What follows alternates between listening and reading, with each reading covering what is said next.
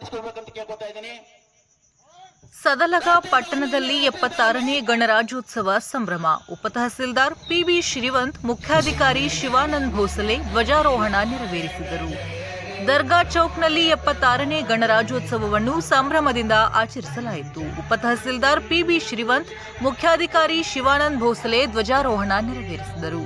ಮಾಜಿ ಅಧ್ಯಕ್ಷರು ಅಭಿಜಿತ್ ಪಾಟೀಲ್, ಮಾಜಿ ಉಪಾಧ್ಯಕ್ಷರು ಸುಹಾಸ್ ವಾಕೆ, ಎಲ್ಲ ಪುರಸಭೆ ಸದಸ್ಯರು ಮತ್ತು ಸರ್ಕಾರಿ ಅಧಿಕಾರಿಗಳು ಧ್ವಜಾರೋಹಣದ ಸಂದರ್ಭದಲ್ಲಿ ವೇದಿಕೆಯಲ್ಲಿ ಉಪಸ್ಥಿತರಿದ್ದರು. ಸದಲಗ ಪುರಸಭೆ ಮತ್ತು ನಗರದ ಎಲ್ಲ ಶಾಲಾ ಕಾಲೇಜುಗಳ ವಿದ್ಯಾರ್ಥಿಗಳು ತಮ್ಮ ಧ್ವಜಾರೋಹಣ ಕಾರ್ಯಕ್ರಮಗಳನ್ನು ಪೂರ್ಣಗೊಳಿಸಿದರು ಮತ್ತು ಶಿಕ್ಷಕರು ಮತ್ತು ಶಿಕ್ಷಕರೊಂದಿಗೆ ದರ್ಗಾ ಚೌಕ್ನಲ್ಲಿ ಸಾರ್ವಜನಿಕವಾಗಿ ಧ್ವಜಾರೋಹಣ ಸಮಾರಂಭದಲ್ಲಿ ಭಾಗವಹಿಸಿದ್ದರು. ಸದಲಗ ಪೊಲೀಸರು ಮತ್ತು ಅಗ್ನಿಶಾಮಕ ದಳದವರು ರಾಷ್ಟ್ರ ಧ್ವಜಕ್ಕೆ ಗೌರವವನ್ನು ಸಲ್ಲಿಸಿದರು. ನಗರದ ವಿವಿಧ ಶಾಲೆಗಳ ವಿದ್ಯಾರ್ಥಿಗಳು ರಾಷ್ಟ್ರೀಯ ಭಕ್ತಿಗೀತೆಗಳ ನೃತ್ಯಗಳನ್ನು ಪ್ರದರ್ಶಿಸಿದರು.